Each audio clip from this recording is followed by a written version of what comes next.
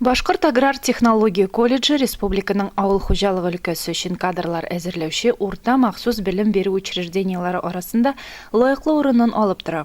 Колледж авыл хуҗалыгы җитештерү майстерларын, автомеханикларны, тракторчы машинистларны, эретеп ябештирүчеләрне һәм повар-кондитерларны әзерли.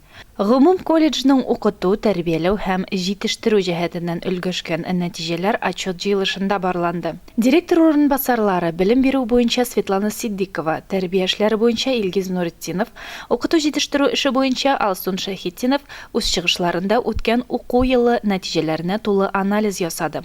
Колледж тормышына кагылышлы төрле проблемаларга карата үз фикерләрен җиткерде. На январь месяц 2019 года количество студентов на бюджетной основе составляло 890 студентов, что на 17 человек больше, чем 2018 года.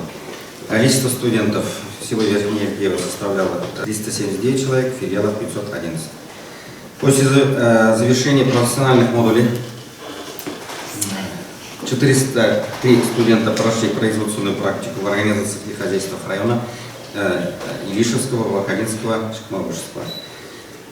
198 студентов Верхней Иркиева, из них 137 студентов из выпускных групп, которые успешно прошли практику в таких организациях, как ООО МТС Илишевская, ВУЗ МТС Центральная, ООО «Мир», ООО «Племзавод Урожай», Ештерсу ООО «Башкиравтодор», СПК Мусагареева, СПК колхоз имени Куйбышева, СПК имени Горького, КФХ Рамазанов, ООО «Илишмолоко», ИП КФХ Зарипова, СПК имени Тастрова Баркеза, ИП Гаинстинова, группа поваров, кондитеров в производственном объединении «Загад Пищепром», ИП Резванова,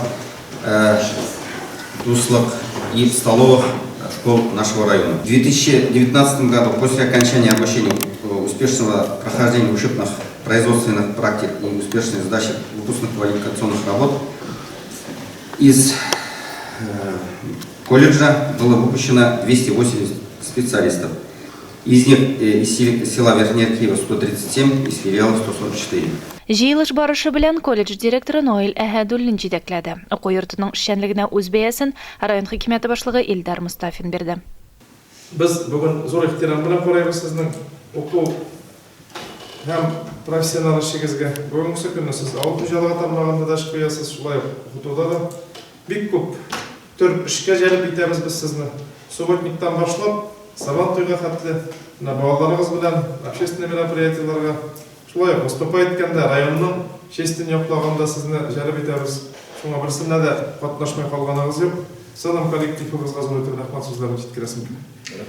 Шулай ук әйтергә кирәк, бүгенге көн без сез әзерләгән кадрларда районда эшләйбез. Шулай ук сез дә укытканда, тәрбия биргәндә балаларга үзебезнең направлениеларны биреп, хуҗалыкларга практикага җибәреп, язын, көзен күбрәк күләмдә балаларны үзебезгә бәйләп, хуҗалыкларга бәйләп, калдырырга монда өндәшәгез дип аңлатсагыз иде. Монысы бер. Икенчесе, авыл хуҗалыгы институты бүгенге көнне бик күп специалистлар буенча дефицит кичерә. Агрономия тармагында бүген менә теге 4-5 группа укытып чыгаралар агрономия институтында. Онда бүгенге көнне бер группага, 2 группага балалар булмай. Зоофаклар, технология факультетлары, ветеринарный факультетлар, механизация факультетлары, төзелеш факультетлары хәтта килеп чыкты. Бүген турыдан-туры элемтә булдырырга бер төрле проблема да юк университет белән. Менә монда күрсәттегез бит, отличниклар бар дип. Да, действительно, теге гел оламагына балалар түгелдер сездә дә. Понятно, проблемны балалар сезгә килә. Авыр балалар килә. Аллага шөкер, берсе буенча да бер төрле сүз дә ишеткән юк. Менә ничәмә еллар инде. Мәгълүмат сезнең хезмәт берлектә оештырган эш коллектив белән, менә алдагысында да балаларны булдыралабыз икән, аграрный университетка җибәрергә максималь кыстарга кирәк дип әйтәсем килә. Бу специалистлар безгә районга кирәк. Бүген не только тракторда отырып эшләргә, комбайнда отырып эшләргә, но и менә специалист булып, главный специалист булып, хуҗалык җитәкчесе булып, кайтырга булып, әзер булган, эшләргә әзер булган басынкы гына җегетләр, кызлар проблема бүген килеп тудыра.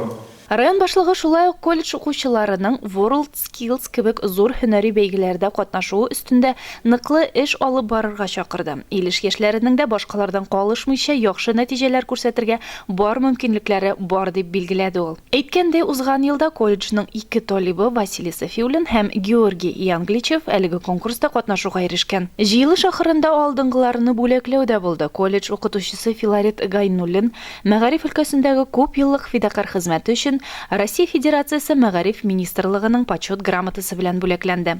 Шулай ук укытучы Раушания Миннебаева, секретарь Эльмира Шейхлисламова, район хакимиятының мастер Ноэль Әхлетдинов, уку хуҗалыгы мөдире Альберт Закиров авыл хуҗалыгы идарәсенең почет грамоталары белән билгеләнде. Алина Хадимуллина, Илеш телерадиокомпаниясе.